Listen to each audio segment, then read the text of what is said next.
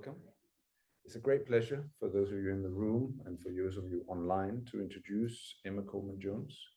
She's an amazing artist whose main specialty, I think, really is trees. So I also happen to love trees. I don't draw them, I tend to sort of photograph them. And it has happened to me many occasions where I've been out looking at trees and suddenly there's Emma with her block, drawing in all kinds of weathers. And she's really done some outstanding work. One of the things that you probably will talk about today is the work you did around the floods. A little bit, yeah. Remember last year, as always, given that we are at the confluence of 7 rivers, it all sort of just comes together. There's all this water, and there will be water in Oxford, right? Yeah. Sometimes there's a ford, sometimes there's not, but there's definitely water, and then there's trees. So one of the things we are here now in the Center for Eudaimonia and Human Flourishing, and one of the things, when I named this place, I called it Human Flourishing. Sometimes I wonder why I called it Human Flourishing and not just flourishing, because of course there cannot be any human flourishing without nature. And so this term, we are sort of specializing in nature, and I could think of nothing better than these trees, these wonderful companions that are around us all the time, but don't get the kind of the love I think that they need. Although, having said that, one of the things and one of the reasons why when I go out to look for trees, there's a whole database of rare veteran trees that are up to 1,500 years old. And there's a database where people are updating them so you can find them and then you can cycle there or walk there, whatever you do. And you may meet Emma when you do that, But she's going to tell us about her favorite trees. She's going to tell us about your method. There's also going to be a shorter version, but where we will actually have an exhibition on November the 5th. November, but on the 5th, we will have a whole conscious flourishing day. And one of the great things is that Emma will talk a little bit more about her work, and we will actually be able to see it as part of a walk. And then in the evening, we will burn some wood. We will have a big bonfire here, but it's going to be an amazing day, but it's really going to be about nature and flourishing. So please, Emma. Thank you. Thank you. Thank you for the introduction, Morten, and thank you for inviting me here. It's been great actually just putting together some of the images of my drawings, putting together some thoughts on what I've been thinking about really over the last, 5 or 6, 7 years really, that I've been focusing particularly on trees in Oxford. So as mentioned, I'm an artist specialising in trees, but my background is originally in anthropology, subsequently in biology, and I've spent most of the last 30 years teaching various aspects of the human, biological and environmental sciences. So that very much feeds into my drawing. I think it's existing in a sort of symbiotic or mutualistic relationship really with the drawing. It's very much interlocked. I go out and I want to understand the trees I'm drawing, and on other occasions I'll read about some particularly interesting phenomenon related to trees, and then that makes me want to go out and actually do the drawing. And beyond that and deeper than that, actually, I've basically spent the last 50 years surrounded by nature. I've had so many opportunities in my life to basically enjoy nature and natural history in this country and all around the world. And most of the time I've been out walking and long distance running and hiking and horse riding and cycling in nature. So I've basically got this sort of multidisciplinary, interdisciplinary enterprise going on, I guess, with the trees. And so what I'm going to talk about today is initially just a little bit about my practice, how I go out and do it and why I choose to draw in the way I do. Then I'm going to address the title and talk a little bit about this, trees as markers of time, place and season for us as humans, but also trees that are themselves marked and influenced by the environment that they find themselves in throughout their life. And then I'm going to reflect a little bit on some other thoughts I've had whilst I've been out and about drawing trees. So it's an ongoing big part of my life. I pretty much go and draw something every single day, usually quite quickly. And usually I'm always drawing outside. So basically all of my drawing is outside. I hang around with a small old-fashioned clipboard on which I have lots of scrappy bits of paper of different colours and styles and types, little bag of charcoal and a few other bits and pieces. And generally speaking, I wander around and look for things that strike me as interesting in the moment. I mean, obviously, sometimes I'm going out with a particular tree in mind, and sometimes I'm drawing on commission, so depending on what it is, but it's always outside, it's always in the moment. And this really suits me. I can't really draw from photographs. I have to be actually out there in the environment and actually encountering the trees, but feeling the elements and so on. So these two happen to be from quite nice weather situations. On the left is up on the Chilterns, one of my favourite views up on the top of the Chilterns above Stonor Park. And this one's out on Port Meadow. This was last weekend. This is a view I draw pretty much every day. In fact, I was out there this morning, had a quick sketch. There wasn't much to see this morning because it was all misty, but that's all part of the fun. You know, so I tend to be out there. I tend to just have a good look around, and I'm sort of inspired and influenced constantly by Ruskin and by many of the other Victorian artists and natural historians. But Ruskin in particular advocated this idea of really looking, and as drawing as a means of understanding through looking. So Ruskin's ideas described here by Alain de Botton. So he's looking at the idea of drawing teaching us to see. So drawing is a pathway through which we can learn to really contemplate things and to really notice what's going on. And he says that it's this act of actually recreating with our hand that is important to allow us to understand things. And of course, this is part of a much bigger discussion. Ruskin was interested in understanding in terms of making memories, but also in understanding the lines of the landscape and weather and clouds and rocks and trees and the whole thing. But he was particularly interested in this business of noticing, taking note, not just looking, but taking note. And even back in 1857, when Ruskin wrote the Elements of Drawing, he was worried about people passing by landscapes so quickly they didn't notice. He was worried about people actually not paying full attention. He was worried about the advent of the camera as well. So this idea of sort of sitting in nature and looking is really fundamental, I think. But also nicely, Ruskin also made it quite clear that the important bit was the looking. The drawing was nice, but the looking and the idea of looking and understanding was the key thing. So, you know, if we go out there and the drawing's rubbish, at least we've looked, and at least we've observed, and we might want to go back and do it again another time. So, materials-wise, mainly I use charcoal. Drawing-wise, I try and do the drawings outside all in one go. It's very difficult, I find, to go back and recreate the experience of being in a particular environment, looking at a particular tree. It's never the same. You can never get exactly the same moment back again. So I'm interested in trying, very much is trying, to capture the spirit of the moment, the spirit of place, capture something about that tree in that moment that reminds me of being there. And hopefully sometimes for other people it reminds them of that particular view, even though it's not a photographically accurate drawing. So back to this. This is a sketch I made in the floods last year. Morten was mentioning last year's floods allowed the whole area between the Magdalen College School playing fields, which are on the left, and the Christchurch Meadow, which is on the right, to completely flood over.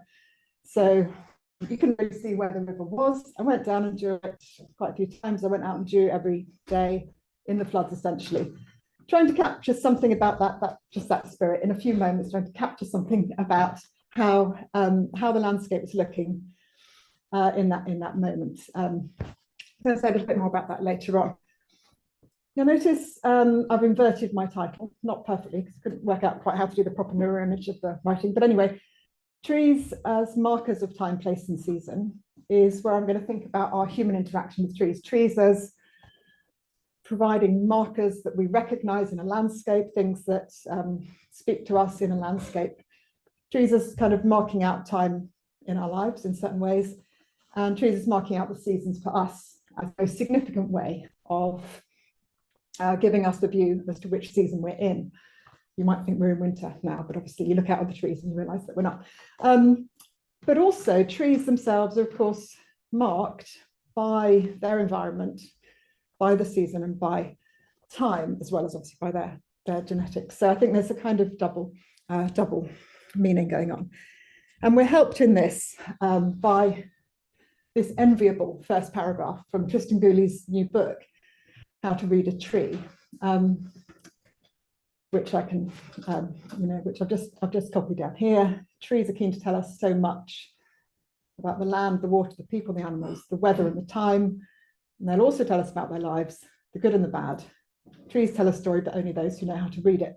If you're not familiar with Tristan's work, he describes himself as a natural navigator. He basically looks at signs in the clouds and the weather and the rocks and the tracks in the soil, which is all about how we navigate our way through natural landscapes. This latest book on trees is absolutely fascinating, really brilliant. He's how we can use trees to reveal some of their past stories. Interestingly, as we look at a tree, and this is the Caucasian elm in Christchurch Meadow, you can see immediately that this tree has kind of seen quite a lot in its time. This tree actually is probably been there since 1780. It's pretty big, it's pretty asymmetrical, it's on a slant, it's got a few props. If you've ever run or walked anti-clockwise around Christchurch Meadow, you'll surely have seen it. In fact, I sold the original drawing to someone who loved running past it every day. It's a pretty interesting tree. It's got a lot of stories to tell. I'm still uncovering some of those stories. But also, as I stand around under a tree like this, I hear stories from other people. People tell me about what they think about the tree. And of course, a lot of people have seen it and thought about it over the years. It's actually covered in graffiti. It's usually got a small child climbing up it. It's sometimes got someone standing around under it.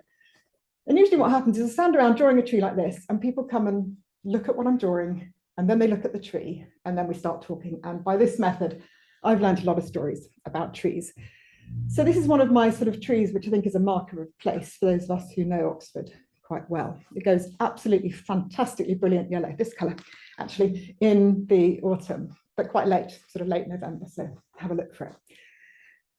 This is this is another tree. I mean, this is the drawing, one of the drawings from that first slide I showed. This is up on the Chilterns. It's actually two ash trees, but from a distance it always looks like one, and you get close and it resolves into two individual trees standing together. The only big trees on the path. I think it's a marker of that particular tract of the Chilterns. I think if that tree were to disappear, I think a lot of people would notice it, even if they wouldn't consciously tell you now there was an ash tree at that path on the Chilterns. So I think just thinking about this tree and just thinking about what I was going to say about it, I was reminded of the recent tragic story of the tree in Sycamore Gap on Hadrian's Wall, how there was a big outpouring of grief about the loss of a tree, because it was either consciously or subconsciously a marker of a particular part of the landscape. This is a less well-known part of the landscape, but it's still a pretty nice place. And I love the lines of this tree and the slight sort of way it mirrors the symmetry of the path. Closer to home, we'll all know this one if we've walked through the centre of Oxford. This is the horse chestnut and lamb flag passage. I won't find out much about the history of it. I reckon it was just a conker dropped by an errant squirrel, and it's grown into this really big tree. I mean, it must be well over 100 years old. It's really big. It leans on this fantastic angle. Like most of my trees, it's asymmetrical. It's a bit gnarly. It's got a few fungi growing on it. It's kind of quite interesting. That was on the left is a drawing I did in one autumn, just sort of encountering this tree in a particularly nice light and thinking I'd have a quick sketch at it. This one was just a very, really quick sketch, which I did on Boxing Day this year. I've been in Oxford for about 30 years, but I've never actually seen the full moon shining down Lamb and Flag Passage. But the moon was out. I thought I'm going to cycle down there and see what it looks like. And it looked like that, roughly, in a few minutes. So that was what I did. So that's a sort of urban marker. We all know that tree. It's so big. In fact, I say we all know that tree. I'm often drawing it and people look at me and then they look at the tree and go, "Ooh, it's quite a big tree." But anyway, it is. And then these are markers in a different way. So this is in University Parks. These are, so on the left is Havel's Place. It's a small circular table with some chairs that you can move around the edge of the table. And it's got this weeping silver lime growing in the middle. And this is the view from it of some really, really big lime trees. And these ones are markers in a different way. These trees have been specifically selected. The weeping silver lime at Havel's Place is selected because it's the national tree of Czechoslovakia, or the Czech Republic. And it's a memorial to to Havel, who was the leader of Czechoslovakia and the Czech Republic, and the human rights activist who initiated the Velvet Revolution. So it's actually one of 7 Havel's Place installations around the world, which is quite interesting. So maybe I'll go and see them all. And I think they all have a silver lime at the centre. That was last November during a park run. I couldn't run because I'd hurt my knee, but I could draw that in the way it looked on a November morning in the high wind. Now this is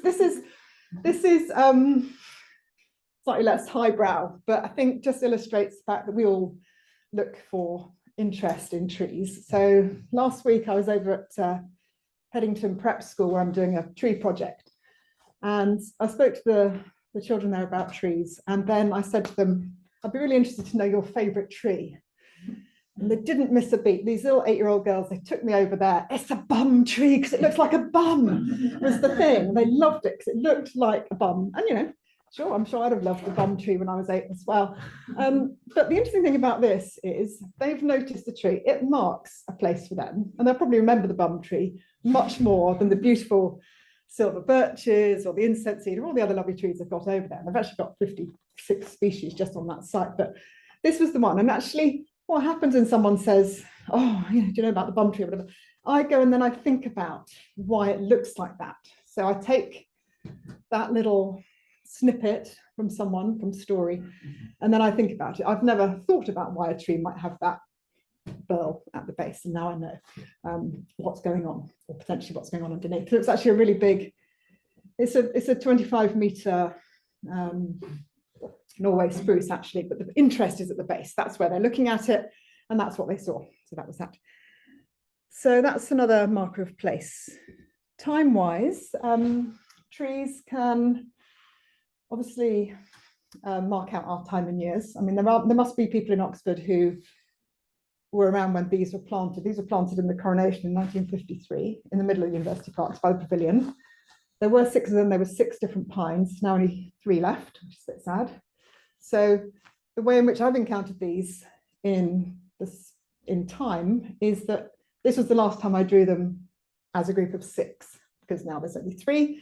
They've gradually been removed. We might not remember that there was a clump of that size before. So I think by drawing, I'm sort of maybe just adding a little bit to our stock of knowledge about trees and what was there in the past. So they're a pretty atmospheric group. And again, I'm kind of drawn to these ones that have this sort of slightly asymmetric or slightly crazy sort of shape. More personally, I've just copied here an email correspondence I had with George Townsend, who's just completed a DPhil about the bathing places of Oxford, who's been working on Parsons Pleasure and various other places around Oxford. And I emailed him because this spot here is a swimming spot that we often go to down towards King's Lock, so between Godstow and King's Lock. And there was a really big clump of willows on both sides of the river. We first encountered them in lockdown. My children used to swing off the willows on the left-hand side, which had a particularly fantastic rope swing. And it's a very deep bend, so you can go out and swing and drop in. And there was this really big clump on the right-hand side, which are the ones I drew there. So this drawing was the first time we swam in 2023. But when we went down there in June 2024, sadly, they've all been cut down. So they're not there anymore. They don't look like that. I mean, they look like this high. So they will regenerate, they will return, but they will not be there in the form that we remembered them. So again, I'm pleased I've made some of these really small, quick drawings along the way as I've been strolling about Oxford or waiting for children to finish swimming, because for me, it's a kind of marker of what's been happening over time and what's changed. And so George, who's you know, equipped with all sorts of wonderful literary references, he's linked there a poem by the 18th century poet Samuel Johnson talking about his own experience of willows or trees being cut down from a swimming spot. So this is one of the sort of little collaborations, the little discussions I've got going on as I've been out and about drawing trees. And George and I have talked quite a lot about Parsons Pleasure and the trees, and we tried to work out where the trees are that are referenced in some of the writings about that particular spot. So we've got lots of aspects of time, and I'm sure we've all got those kind of memories of trees that have been there and now are not there, or there and now are smaller. So now I think a little bit about the seasons. The seasons are so spectacular in temperate countries. I think it's really noticeable when you go to a place that has less seasonality, how you miss and long for those seasons. Autumn is one of my favorite, well, is my favorite season usually. It's been a bit wet this year, but autumn is usually my favorite season. This is a drawing from Autumn of Christchurch Meadow. Entering the meadow, seeing the fantastic shadows and light amongst the trees. And, you know, although I might say that autumn is my favorite season, I think actually each season has its own glories and its own merit, and each season is interesting to try to capture. Autumn's really hard to capture in charcoal though, because usually you have these spectacular colors and you might want to just add a hint. So this one's looking a bit washed out on there, but anyway, this is a ginkgo tree in Logic Lane, so by the side of University College. Absolutely love this tree. I wouldn't really class it as a marker for the majority of us in Oxford, because when it's not yellow, you don't really notice it, even though it's really, really big. But when it is yellow, which is sort of coming into its own end of November, then this is a very, very striking tree. It's bigger than all the buildings. It's really wonderful. You stand around and you look at it, and people come past and look at what you're drawing and go, oh, yes, there's actually a really big yellow tree up there. And the other interesting thing about this one, which makes it one of these really interesting sort of moments in time, is that it has synchronous leaf drop. So it will look like that one day, and the next day it will be completely bare, which is quite exciting. You know, it's just a thing that ginkgo trees do. So, you know, you have to catch it. And if you don't catch it, that's it for another whole year. So it's quite interesting. And you know, I love the way it just kind of dominates this passage, and it's bigger than the other buildings.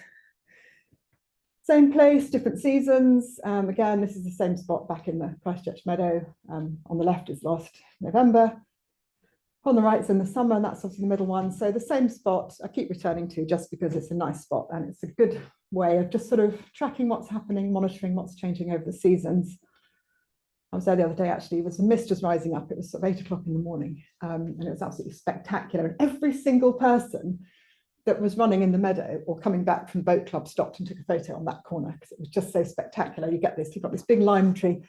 That's a lime tree leaning over there, and then you've got these alders, and then the mist comes up, and it was just all fantastic, and sort of sun was coming through, so it was really fantastic. So that's quite nice. And these are all very sort of quick. These are my sort of 10-minute sketches, just trying to catch something about the moment, not sort of hanging around all day, just trying to catch something.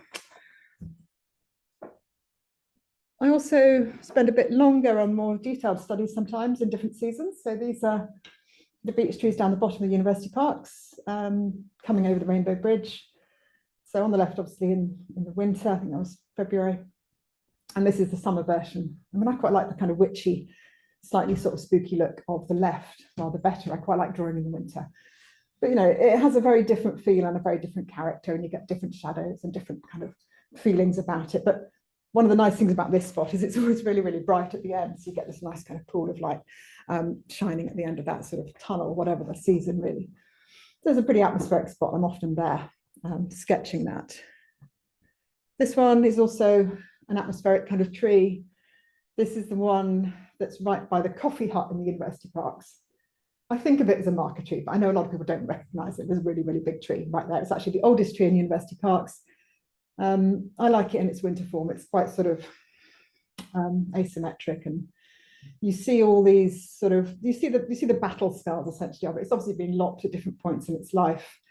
And you don't really notice that when it's cloaked in this kind of feathery foliage in the summer, but come the winter, you see its history really. You see the way it's grown in on itself, and you see the spiky bits and the kind of asymmetrical bits, and it sort of adds something, I think, to the story of the tree when we can actually see the architecture of the branches inside. And these ones likewise are down the bottom of university parks. These are the hybrid poplars, which, I mean, I really like these trees. I'm not sure anyone else does. I was out there drawing in the summer, and Alice here happened to run past, and I was kind of standing in the meadow trying to capture this, the movement of the leaves. It's actually a commission for someone who particularly wanted the group of 5, because she had 5 children. She said she always thought about these 5 trees because of her 5 children. So I actually prefer drawing in the winter when it was actually completely flooded, so it's like an island in the floods. But she wanted the summer version where you could see all 5 trunks distinctly, And it had to be this particular moment. So I sort of had the moment there. I was standing in the grass, it was really long, and trying to capture it there for that. Luckily, she liked it in the end. Now, so talked about seasons. We've talked about time and place. I realise I'm kind of talking fast and got lots of trees to get through, but anyway. So what I'm going to talk about now for the rest of the talk is some other things that have occurred to me and other things I think about when I'm actually out there drawing trees.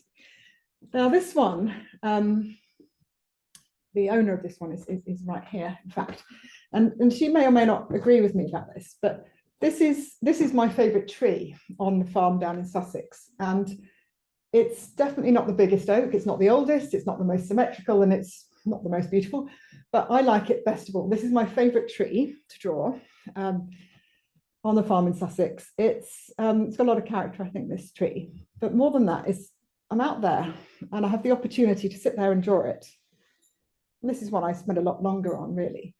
But as I sit there and draw it, I can really, really appreciate the whole concept of the ecosystem, the tree as an ecosystem. And as I mentioned, I'm a biologist. I love talking about ecosystems, so I'm thinking about what's going on a tree. So this particular one, because I've spent a lot of time drawing it, and because it's in a low hedge, but you can see the whole thing, you can really just feel that kind of relationship with all the different species. So I've pinched a quotation here about other oaks. This is from Isabella Wilding's book, which is about her rewilded estate down in another part of Sussex. But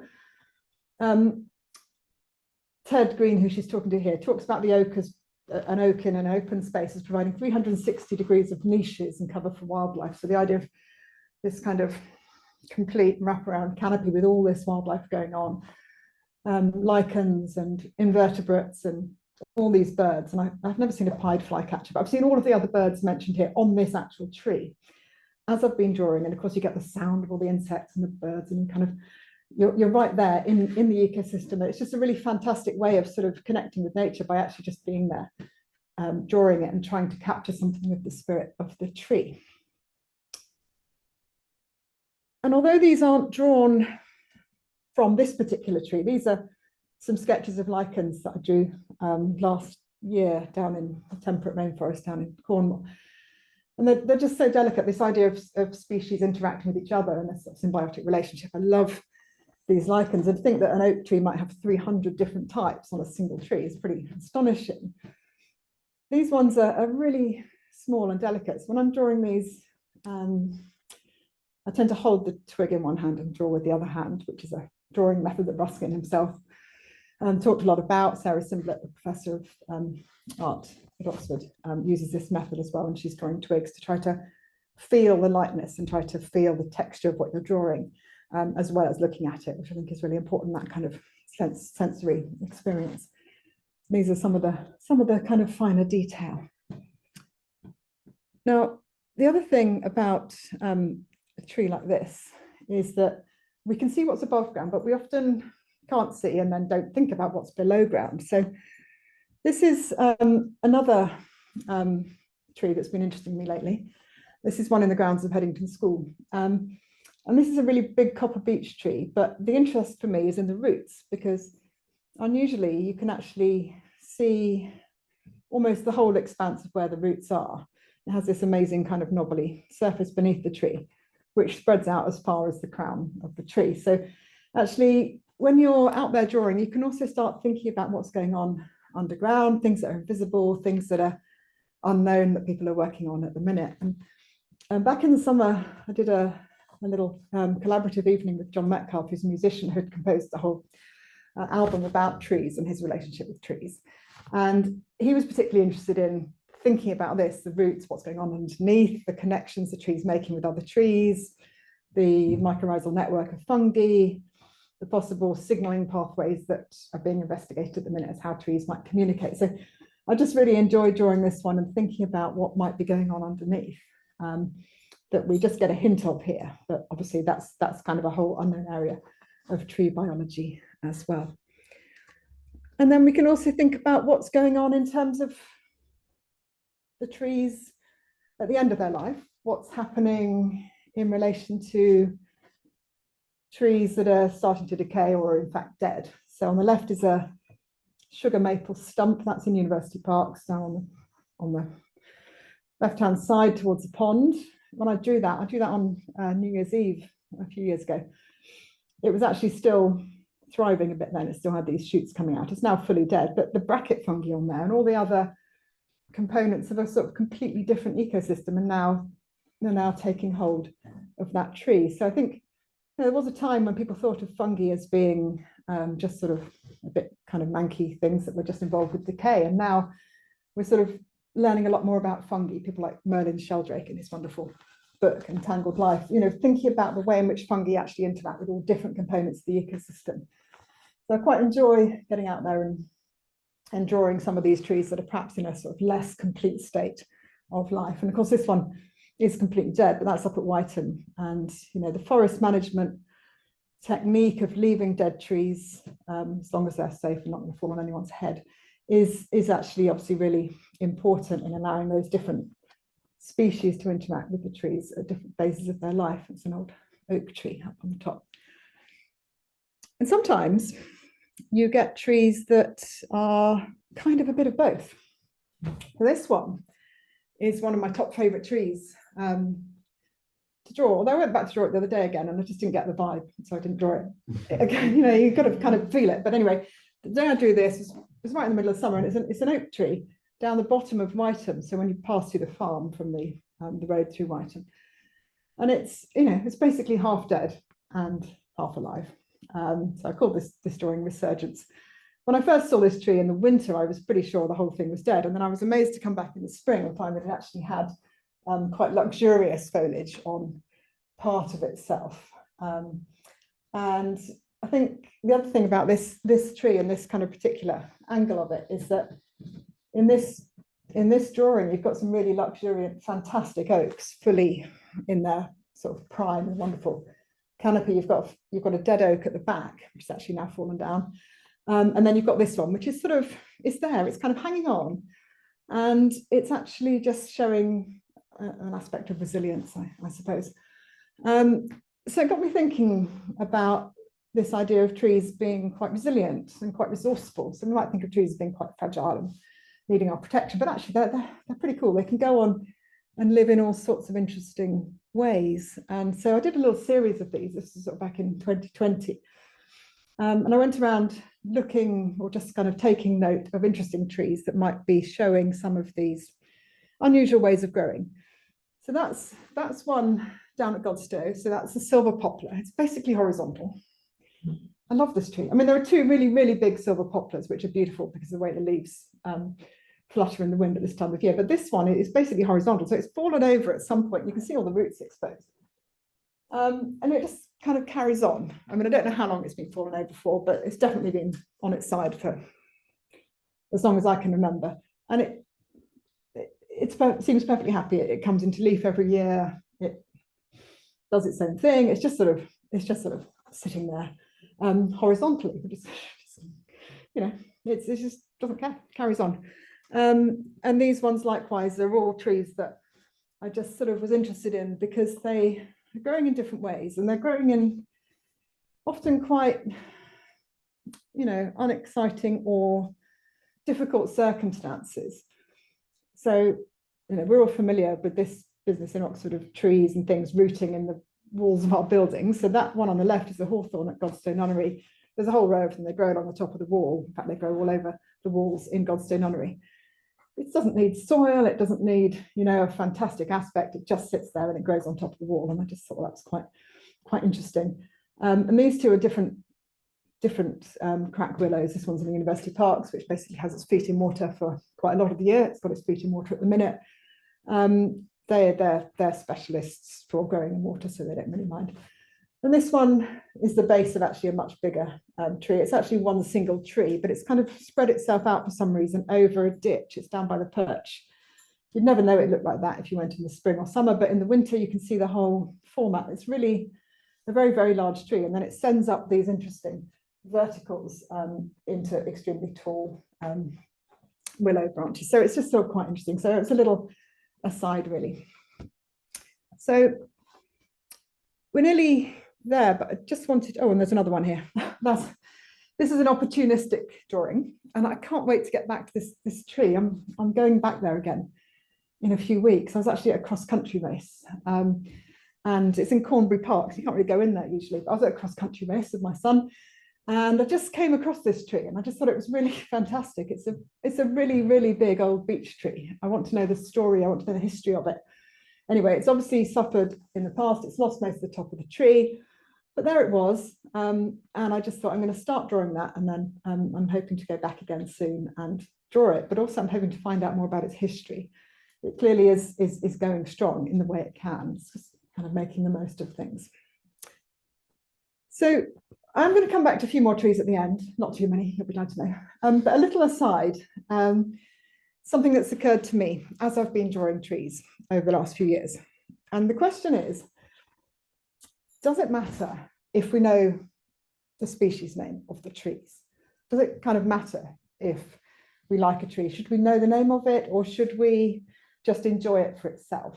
And it's quite an interesting question, because when I'm out and about drawing trees, people are always asking me, well, what is it? What species is it, etc. So I just thought I might reflect on this for a minute. So the question is, are names important? So I've got a few little different kinds of artworks here, but I won't dwell on them for too long. But basically, I made a few little artworks on paper a few years ago, and it was basically all inspired by this idea that in the university parks, for example, we've got 258 species of tree just in that park. I mean, it's only 2 kilometers round, but there's 258 different species of tree.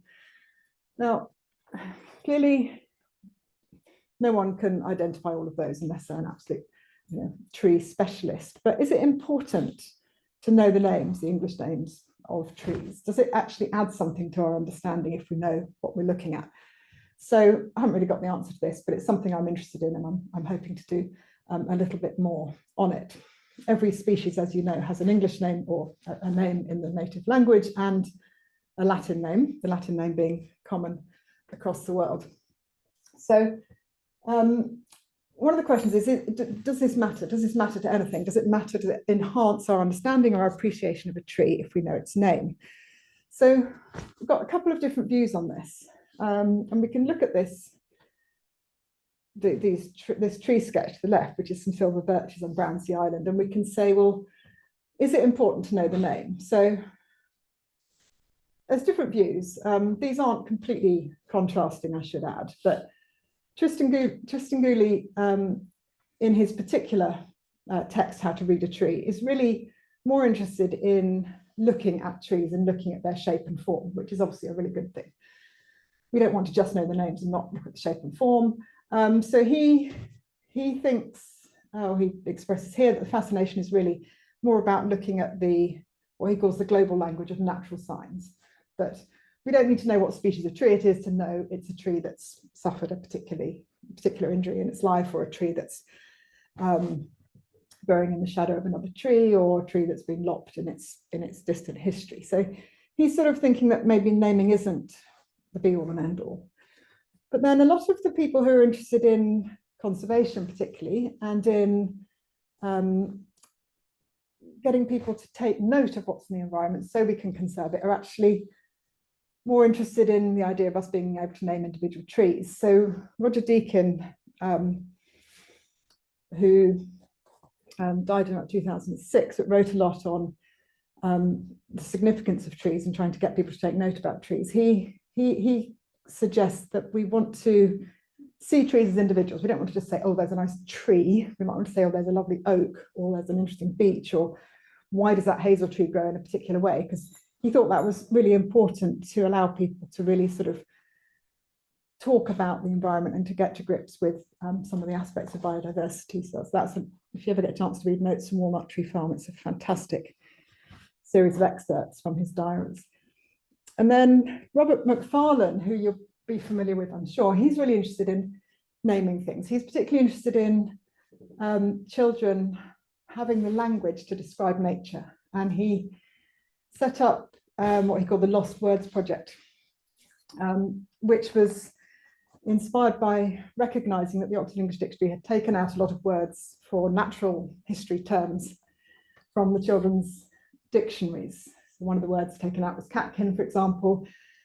And he was shocked by this. He thought that if we didn't have the language to describe nature, we couldn't fully appreciate it, and we couldn't then think about how we could aid in its conservation or recovery. So that's another view. And then Wendell Berry, who's an American environmental activist, poet, and author, also talks about this idea of a need for a particular language, particular naming of trees and objects in natural history, so that we can be more informed if we're trying to talk about conservation or defending those particular species. So it's quite an interesting thing. As I say, I don't have an answer, but I am interested in the fact that people always want to ask me what the species are that I'm drawing. And if I'm drawing something and I don't know the species, I definitely want to find out what it is. And I usually ask the arborist in the university parks or the gardeners in the colleges to tell me a little bit about the history, because for me, knowing the species actually enhances the whole experience. It's actually really important. I don't need to know the Latin, although I kind of enjoy the Latin names as well. And so just to use an example, this is another similar view of that Caucasian elm in Christchurch Meadow. So one of the things that happens when I'm drawing this Caucasian elm is that people come and ask me what it is. And I say it's a Caucasian elm. And they always say, oh, I thought elms all died out in Britain after Dutch elm disease. And the interesting thing about that comment is, yes, the English elms were attacked by Dutch elm disease, but elm is a family. Elm is not one species. This is not even in the same genus as the English elm. So elm is a big species of tree. And I think if we think about the species name, we can appreciate there's quite a lot more going on than we might otherwise realize. And so I have quite a lot of interesting conversations about this particular tree, interestingly. And it's that name, it's that knowing the name, but not appreciating the biodiversity, which is a sort of interesting thing. And obviously we can't expect people to go around with hundreds of tree names in their head, but just the interest to know that there is a name for it and to know that it's actually part of a much bigger family can be something of interest. And this is not to do with trees, but this is another illustration of the same concept based on something I did a few years ago on species of bee. Now, I think most people know honeybees and most people know bumblebees, but there's actually 270 species of bee in Britain. And I was doing some work in the Natural History Museum, helping to repin some of the insect specimens. And I was working on some of the insects that had been collected a long time ago. And the labels of the species name have the text in 3.5 font, which is what this is. So this drawing is only small like this. All 270 species of bee are recorded in there in English and Latin. And you obviously can't really read much about it from where you are. But one of the interesting things is, firstly, that's a lot of words, and that just says something about the biodiversity. But also, by understanding the biodiversity, you can get by the names, you can get some more information about the way in which some of these species live and the ecosystems they're associated with. So you can sort of pick out words like mining. There's a whole series of mining bees that can live underground.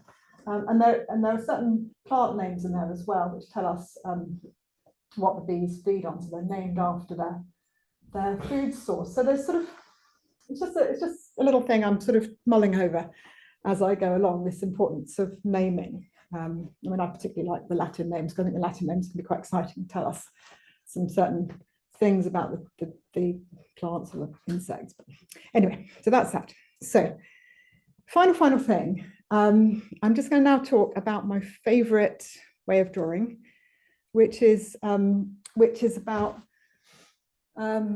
just like totally random, serendipitous sketching stuff that you weren't really expecting to sketch, and being really, really open to possibility, and just being always ready to just draw something and not really care what it looks like, but just to be out there and, you know, able to respond to things in the moment, which I think I'd like to think if Ruskin was here, he'd sort of appreciate this.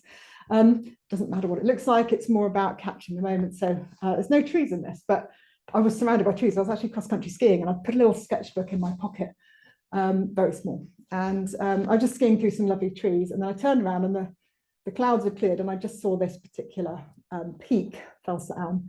And I just thought, oh, I'm just going to try and capture that. So sometimes it's a bit of a challenge thinking about how you could do that. So I have a variety of different materials, a few bits of chalk, a few bits of charcoal, and different types of paper, and I just like to sort of catch something about the landscape, just something for me to remind me something about what it looked like. So it's sort of trying to capture the spirit of place really quickly before you get too cold. Again, Ruskin has something to say about this, and I think one of the things about this kind of drawing is it relies on quite a lot of background practice to try to work out what Ruskin calls the leading lines or the governing lines. And he has this letter called Sketching from Nature, a letter about this idea of trying to get out there and capture the spirit of a place, but without very much time. And of course, the shadows are moving and the leaves are moving and everything's moving, and it's not going to stay like that for any length of time. So he sort of says, well, the only important thing to do is to catch the leading lines. And if you can work out exactly what that line is, whether it's the line of a rock or a mountain or a tree, then you're going to perhaps get something that's, I really like this, expressive of the past history and the present action of the thing. So this is a little juniper. There's a couple of little juniper trees, shrubs that I sketched in Sardinia a couple of years ago. And, you know, again, they're all gnarly and asymmetrical and so on. And they're gnarly and asymmetrical, and they're also in the wind. So we've got this sort of past history, i.e. it's bending over because it's an oncoming wind from the sea the whole time, but also in that particular moment, it's quite windy. So they've actually now got a bit of movement about them as well. So, you know, it's fun. You just go out there and draw stuff. You know, just quick, these are just quick sketches in university parks recently. I tend to sort of often, my sort of daily drawing, I like to just not think about what I'm going to go and draw. I just like to be inspired by something I might come across just by chance. So this was one just a couple of weeks ago. I just walked into the park, it's a little copper beach, it was moving in the wind. There were particularly nice clouds and a really threatening sky just behind, just about to pour with rain. So that was where I stopped and just tried to capture something about that one. And that was last autumn, just a little bit of golden light coming through a silver birch on the way up to Lady Margaret Hall through the parks. And then a couple more. Silver birches by G's. I'd never really thought of drawing those before, but I just sort of encountered them one day and thought they were quite nice in the evening, afternoon light on a kind of chilly winter day. And likewise over the back of the river, an oak tree looking a bit asymmetrical and atmospheric on a sort of floody wintry day. This one is one of my favorite moments in serendipity, because I was just out there in the floods last year and I came across a bit of silver paper in my bag, and I'd never actually drawn on silver paper before, but there it was.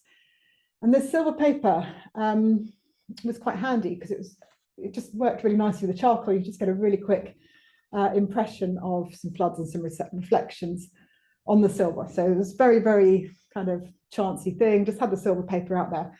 But of course, that was really good because then the silver paper then became a thing that I then included in quite a lot of my other drawings of the floods. Not all of them, but some of them. Some of these are drawn on the silver paper, and I just quite liked it. It was quite a nice effect. It was also allowed you to catch the effect really, really quickly without having to worry about drawing the reflections, which was quite good. And the one on the left actually fell into the water. It actually blew off my sketchbook, and that's why it looks a bit watery on the right-hand edge. It literally blew off my sketchbook and face down onto the water. So it really was drawn in the floods and sort of by the floods as well. And then these are just ones around and about in the floods. There was a whole series of flood drawings, which Morten mentioned we might do something with another time. There's a whole lot of them. I went out every day in the floods in my wellies and kind of waded around and drew something that was interesting. So that is that really. I think we've got to the end, apart from just to say that I thought just to finish, I'd just put up a whole series of words really with my final drawing, which is a plane tree in the University Parks. Final drawing, which is just thinking about some of the some of the actions, really, I suppose, that underlie all the things I've been trying to do and the things that I'm hoping to do more of in the future. So it's really this whole business of just kind of looking at things and thinking about how we can learn from looking and learn from collaborating and talking and adding and explaining and so on. And just the opportunity here to come and talk about trees has actually been really helpful to me in terms of that, putting it all together, explaining what it is I'm trying to do and where I'm coming from. So thank you for going through all those trees with me. And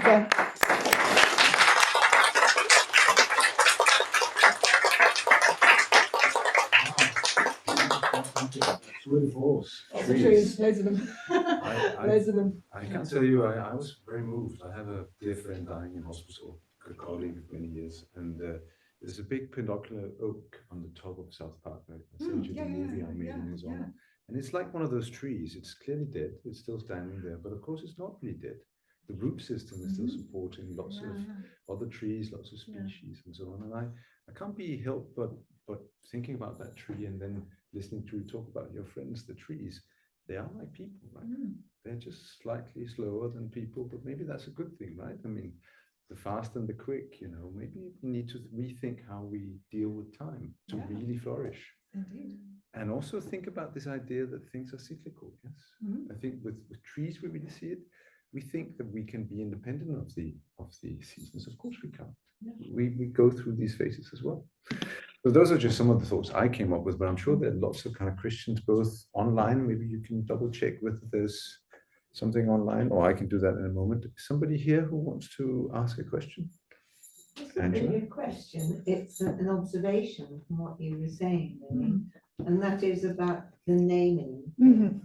Because I think that the general naming of, knowing it's a tree is the beginning, but then the noticing and it's like getting to know people. We know everybody's a person, but then you get to know their name and you get to know individual aspects of that person and the things they're interested in, and you start to relate to them. And I think that naming of different types of trees and the context they're in helps us to relate, because I think from my own experience, it's very, very important to feel related to trees that I've come across in my life, and obviously you come across trees in your life, so I don't know what you think about. Well, I think you put that really eloquently, and I'm interested to hear from Miranda, because Miranda and I were talking about this, weren't we? We were part of a natural history forum last year, and one of the questions was, does it put teenagers off if you somehow introduce the names of, it was actually talking about wildflowers?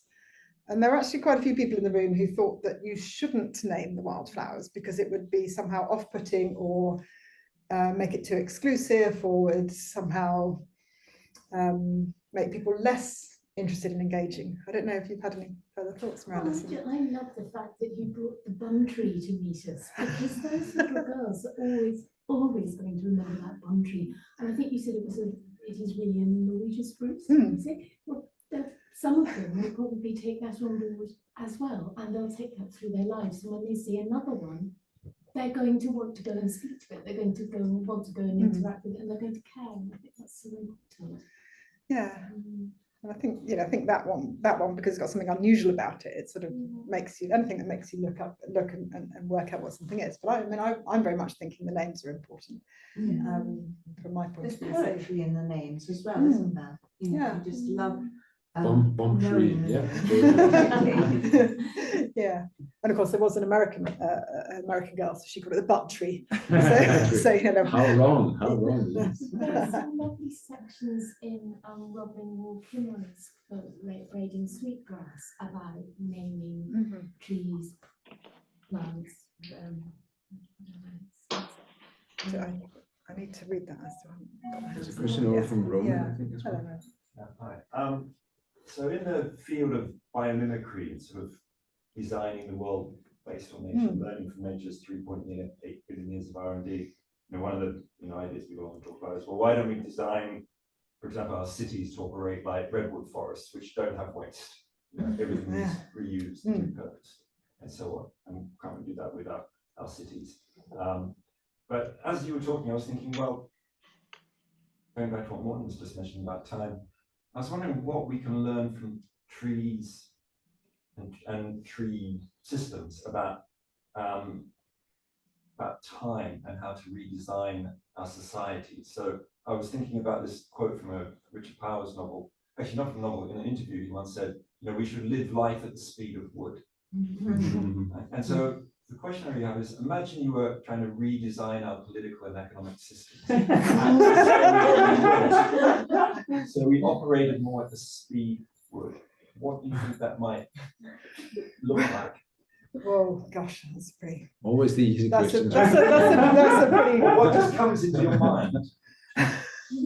Well, I suppose one of the things about, you know, that phrase you used, at the speed of wood, I mean, there's always something going on. It's not that it's sort of static, it's just going along very sort of slowly and unobtrusively to achieve an end eventually, just, you know, slowing things down. And I suppose I'm kind of dodging your question because it's a really difficult one, but I think, I mean, what I do like is this idea of taking time to look at things. And I think the trees themselves have been, you know, taking a long time to grow and get to where they are. And I think by taking time to actually look at them, think about them, maybe now I'll be thinking about your question as I'm looking at them.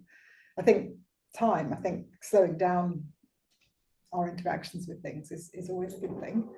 I mean, it just made me think about, for example, citizens' assemblies, which are about, you know, slow deliberation. You know, people, it's about sort of slowing time down, slowing the decision making down, even if the issues are urgent, like you know, the climate crisis. I mean, there's something in the wisdom of trees there that sort of made me think about it.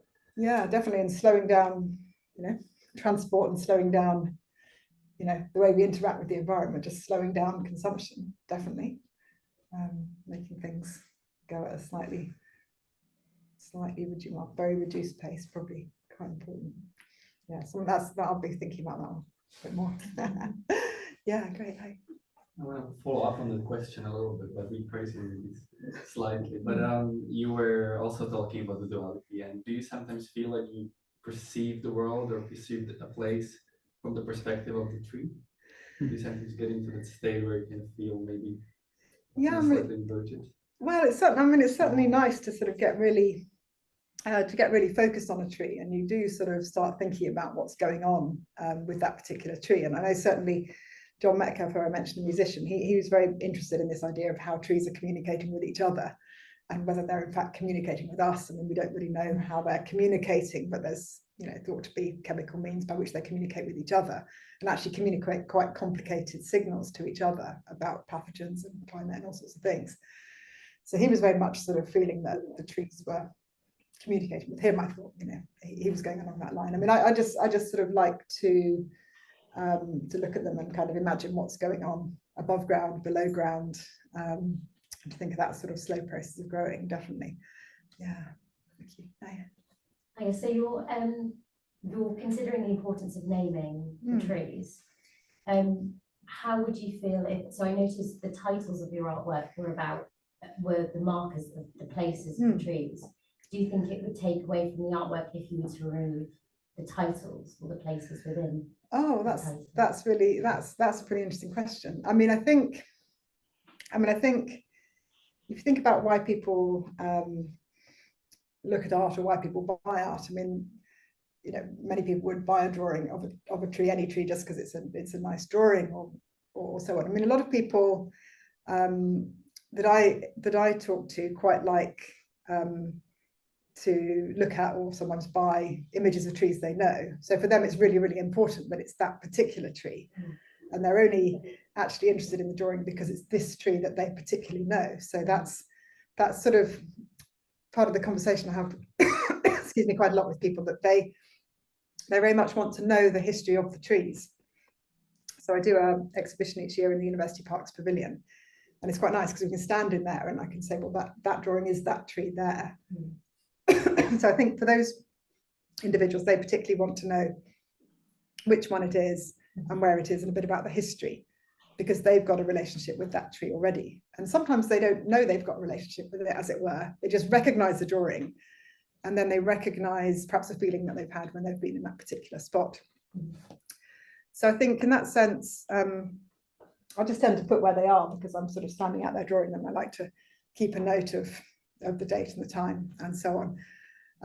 But usually when I give the title of the artwork, I do actually include the location as well and the name. And I think the locations and the names are all sort of linked as well. People sort of place the tree by the locations they know. So actually, although I didn't focus on it particularly, this is actually a map.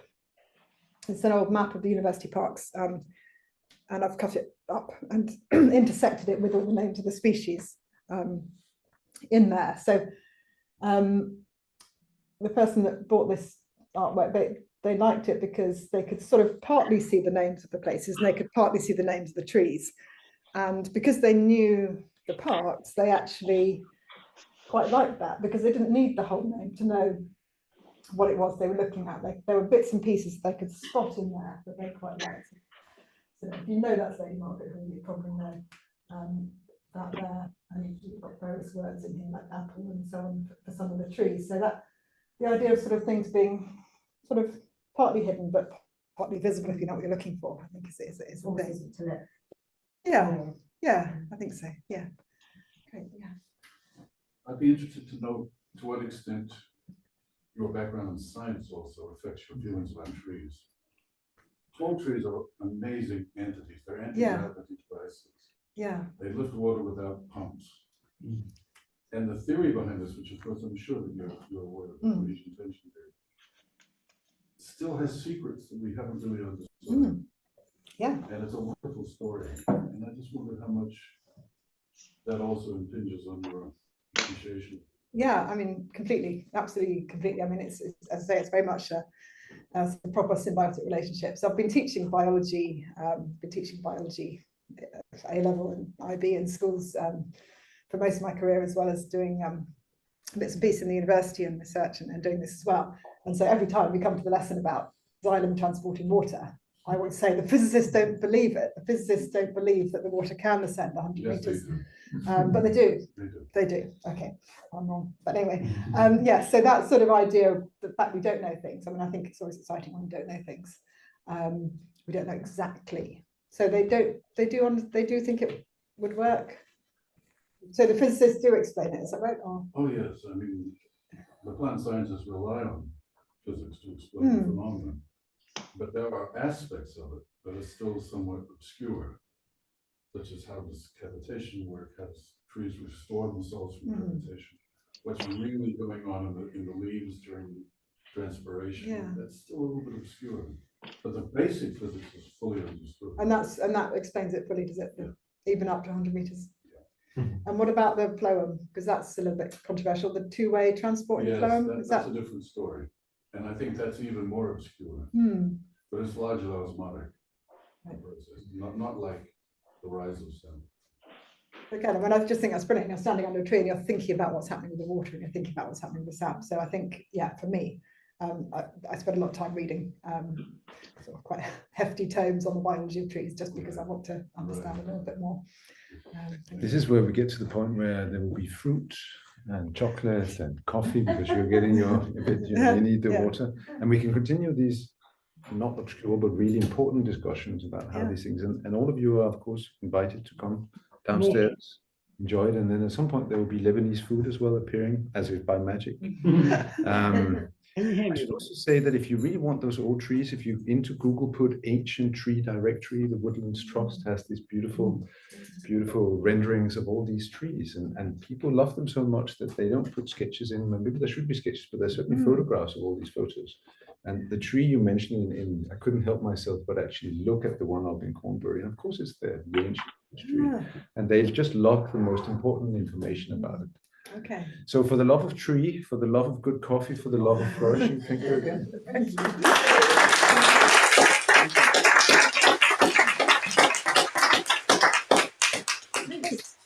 you.